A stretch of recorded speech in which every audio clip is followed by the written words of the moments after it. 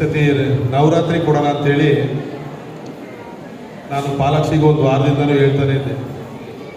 ಅವರು ನಿನ್ನೆ ಭಾನುವಾರ ಬೇಡ, ಇವತ್ತು ಸೋಮವಾರ ಕೊಡೋಣ ಅಂತೇಳಿ ಅವ್ರದ್ದು ಟೈಮ್ ಬೇಕಲ್ಲ, ಅವರು ಬೆಂಗಳೂರಿಗೆ ಹೋಗಿದ್ರು. ನಾನು ಶನಿವಾರ ಭಾನುವಾರ ಕೊಡೋಣ ಅಂತ ಇದ್ದು ಒಂದು ಅಲ್ಲಿಂದ ನನ್ನ ಸ್ನೇಹಿತರಿಗೆ ಹೇಳಿ ಒಂದು 200 ಸೀರೆ ಕಳಿಸಪ್ಪ ಅಂತ ಹೇಳಿ ಕೇಳಿದ್ದೆ.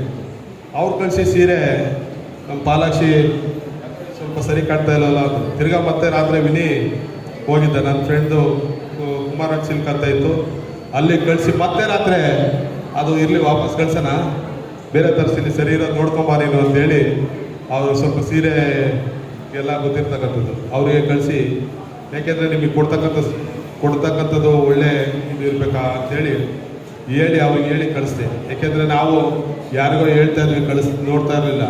ಈ ಸತಿನೂ ಕೂಡ ನಾನು ಅದೇ ರೀತಿ ಮಾಡಿದ್ದೆ. ಆದರೆ ಮತ್ತೆ ರಾತ್ರಿ ನಮ್ಮ ವಿನಿಗೆ ಹೇಳಿ ಅಲ್ಲಿ ಅಂಗಡಿಲಿ ಹೋಗಿ ನಿಂತು ನೀನು ಹಾಕ್ಸ್ಬೇಕು ಅಂತೇಳಿ ತರಿಸಿದ್ದು.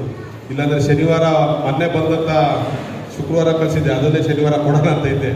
ನಮ್ಮ ಪಾಲಾಕ್ಷಿ ಎಲ್ಲ ಇಲ್ಲ ಈ ಸರಿ ಕಾಣುತ್ತಾ ಇಲ್ಲ ಅಂತ ಹೇಳಿದಾಗ, ಈ ಬಾರಿ ನಾವು ಆಗಲೇ ಎಷ್ಟು ವರ್ಷದಿಂದ ಪೌರ ಕಾರ್ಮಿಕರ ಕಾರ್ಯಕ್ರಮಗಳಲ್ಲಿ ಕೊಡ್ತಾ ಇದ್ದೀವಿ ಹೇಳು? 3 ವರ್ಷ ಆಯಿತು.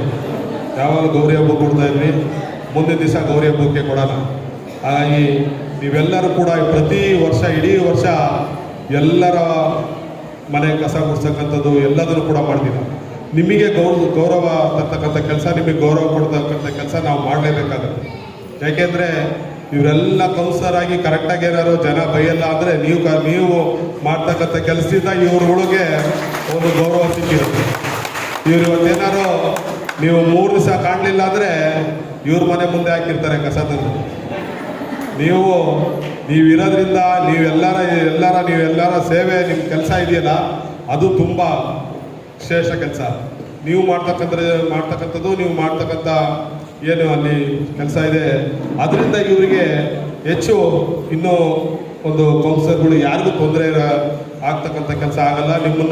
ನೀವೆಲ್ಲರೂ ಒಂದು ದಿವಸ ಬರಲಿಲ್ಲ ಅಂದರೂ ಕೂಡ ಅವರು ನಿಮಗೆ ಜ್ಞಾಪಿಸ್ತಾರೆ, ಬರ್ರಮ್ಮ ಇಲ್ಲ ಸ್ವಲ್ಪ ನಮ್ಮ ಇದನ್ನೆಲ್ಲ ಸ್ವಲ್ಪ ಇದು ಮಾಡಿ ಅಂತ ನಿಮ್ಮ ಅಧ್ಯಕ್ಷರು ಇರ್ತಾರೆ, ಎಲ್ಲರೂ ಇರ್ತಾರೆ.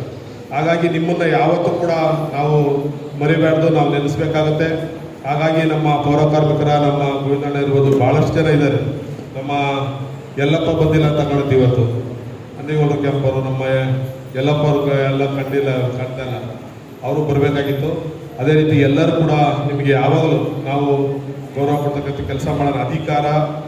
ಅಧಿಕಾರ ಇದ್ದು ರಾಜಕಾರಣ ಮಾಡಿಲ್ಲ, ಅಧಿಕಾರ ಇಲ್ಲದಲೇ 25 ವರ್ಷ ರಾಜಕಾರಣ ಮಾಡಿದ್ದೀವಿ. ನಿಮ್ಮ ಜೊತೆ ಸದಾ ನಾನು ಇರ್ತೀನಿ, ನಿಮ್ಮ ಜೊತೆ ಇದ್ದು ಕೆಲಸ ಮಾಡ್ತೀನಿ ಅಂತ ಹೇಳೋಕ್ಕೆ ಇಷ್ಟಪಡ್ತಾ, ಇವತ್ತು ಕೂಡ ಎಲ್ಲರಿಗೂ ಊಟ ಮಾಡ್ಕೊಂಡು ತಾವೆಲ್ಲರೂ ಕೂಡ ಹೋಗಬೇಕು.